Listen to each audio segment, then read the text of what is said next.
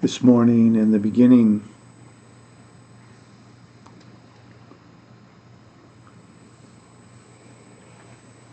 I mentioned that we could divide our practices into two categories, the calm abiding and insight practice.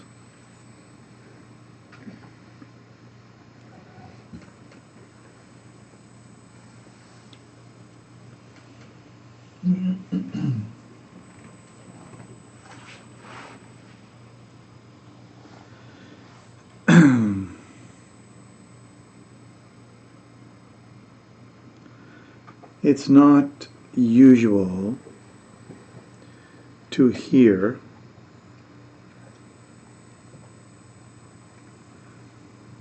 that calm abiding is very difficult to accomplish if it does not rest upon compassion.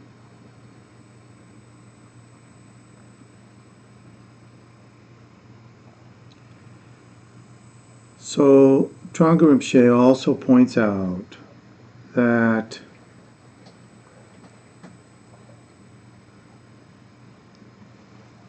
we can engage in compassion and actually understand the relationship between calm abiding and compassion by virtue of it having been pointed out by somebody. So somebody said, this is how it works, and we understood, or we didn't really understand, but this person said it, so I'll do it. And he makes big deal of how good that is. That's a good way to get that instruction. You have a connection with somebody, they tell you about it, and so because you heard it from them, then you do it, and then it bears some fruit. And then he said, however, in order for that compassion and the calm abiding which rests on the compassion to become stable, you must actually come at it from your own insight, not just from an instruction from someone else. In other words, you have to kind of test it and work with it to see whether or not what you heard is accurate. Whereas when you actually have the experience yourself, it's all kind of combined in that one thing and likely to be more stable. Calm abiding is first resting on the compassion, and then the insight practice. The insight practice, almost without exception, is done before we're ready to do it.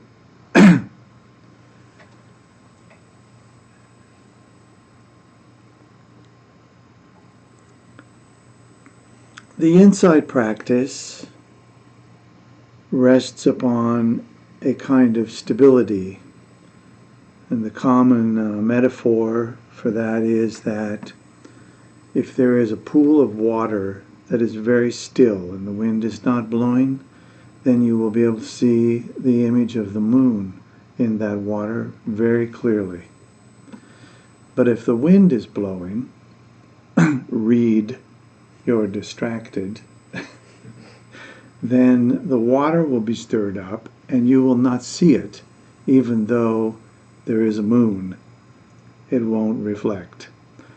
Or it'll only be shimmery, you won't recognize it.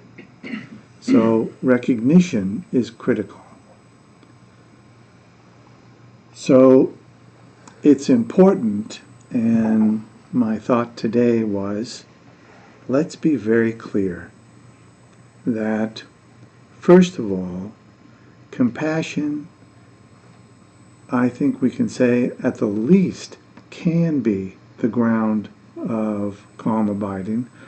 But I think Trungpa Rinpoche would say, no, it isn't that it can be, it is the ground of calm abiding. So if you try that, And you always start your meditation by recalling the suffering of beings and by generating compassion, which is easy to do, recalling that, and then giving rise to the what do we call the awakened mind, the aspiration to attain enlightenment in order to benefit beings. You find that those are fairly easy things to do.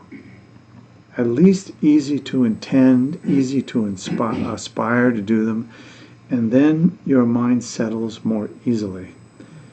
The distraction, if it arises, is more likely to be a distraction of the practice itself. That is to say, you're distracted by the elements of the practice, which is not a big deal.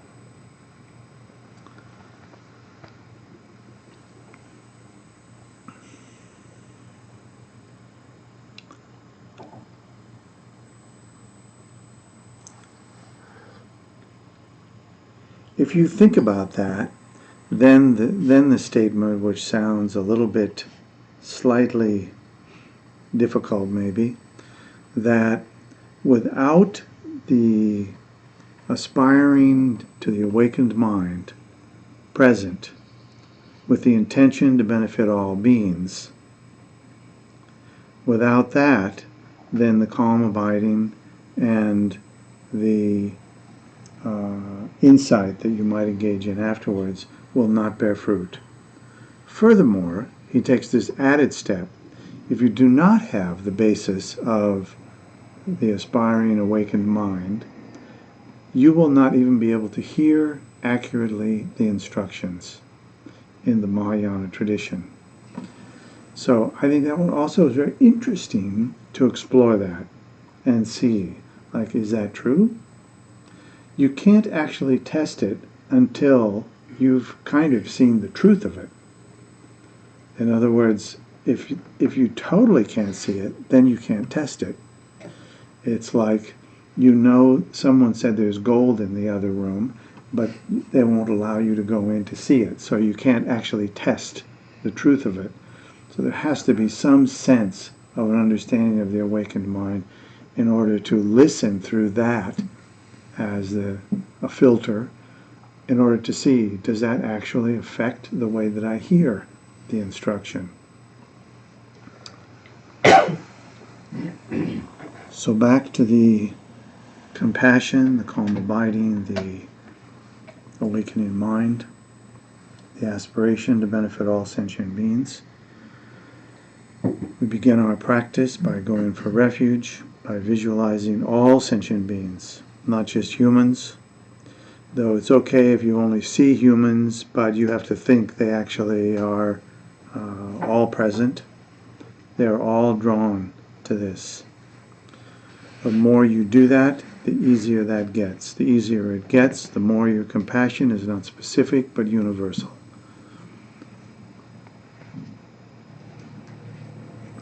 All right.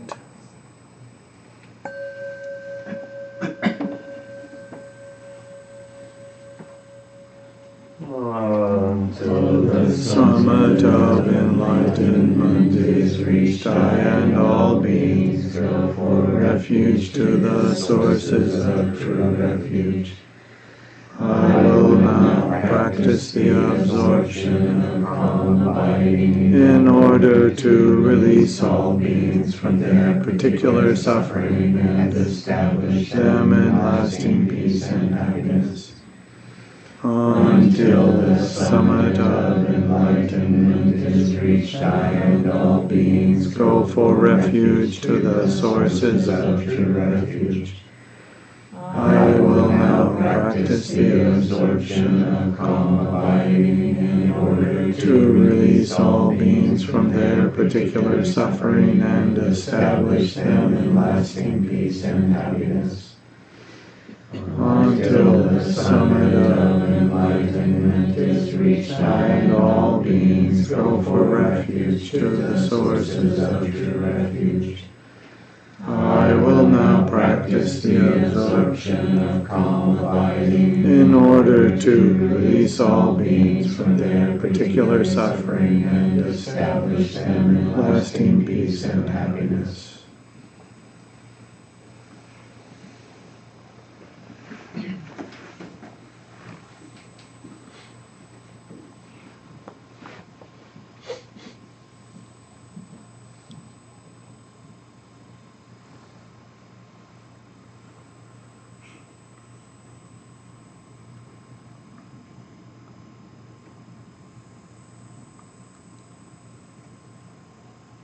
It's a good time to think of the three wisdoms.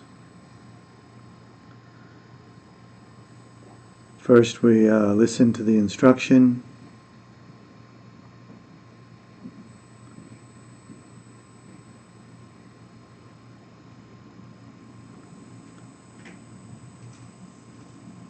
Hopefully we hear it clearly and accurately. Then we ponder a bit. Does it make sense? Do I have that experience? Is my experience in accordance with this? And after having pondered a bit, in your own way, in your own words, in your own experience, then put aside everything but the practice itself and meditate. Without mixing the instructions with the pondering, let the meditation just be influenced by your direct experience and understanding.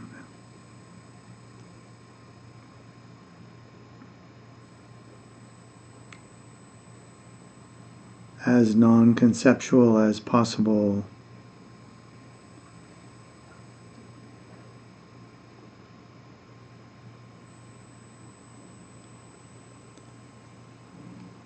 So do that for a bit and end in the meditation. And when you see that you're distracted, bring yourself back as we have before. Begin fresh. So we'll continue that way up until the break.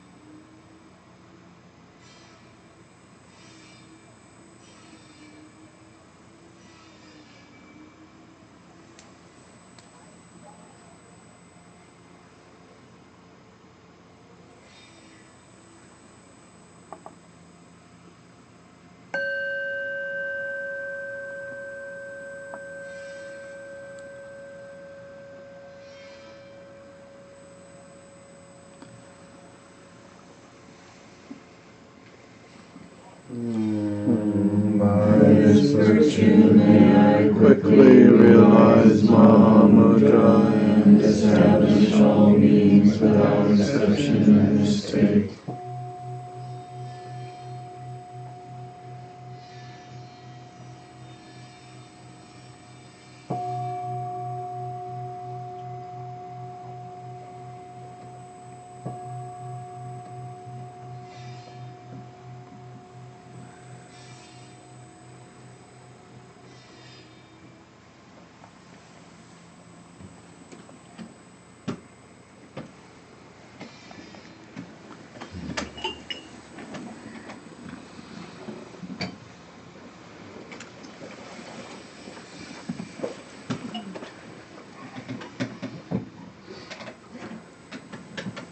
So we have some lunch and we have some announcements. Take your pick. I think we need people to have some. We need people. Yes, we need people. We need one more people. Okay, we got people. Okay. Thank you. That was easy. And Bill, you look like you're ready. Ready enough. Just a reminder, please look on the board for details about the teachings on the Mahamudra Aspiration Prayer with Lama Michael, which is May 28th. There's also a flyer up there about the Chenrezig retreat, 1-week retreat towards the end of June. And details are not up there yet about the meditation retreat with Lama Eric, but that's August 20th to 28th. And details will be posted soon. What's his name? Discovering Awareness. That's the name of it. That's the name of it. Is it open for registration? Not quite. So, Soon. is it residential? Yes. Where? Out at the Ananda Retreat Center, what's it called? It's Gaston, but it's sort of near Forest Grove-ish, over that area. Nice, they have nice big property, and they have, this apparently was an old Seventh-day Adventist boarding school in its day, but they've been converting it to a retreat center. And so all the rooms are just double rooms, or you can pay extra for a single room. So it's not a bunking thing. Seems to be in good vegetarian kitchen and When did we discover that? ample facility. I actually first discovered it in 2013 when they promised they'd be ready in time for the Mahamudra retreat. But we had enough experience with construction deadlines that didn't want to place that burden on them or ourselves or our temporary.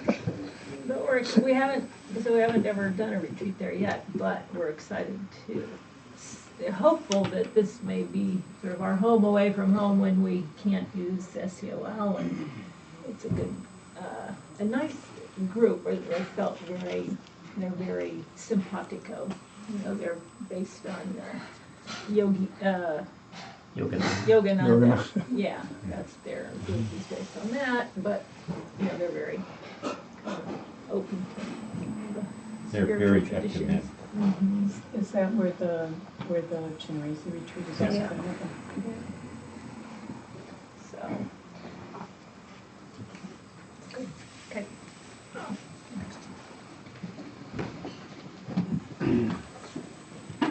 So we'll come back at 1:30 after lunch here.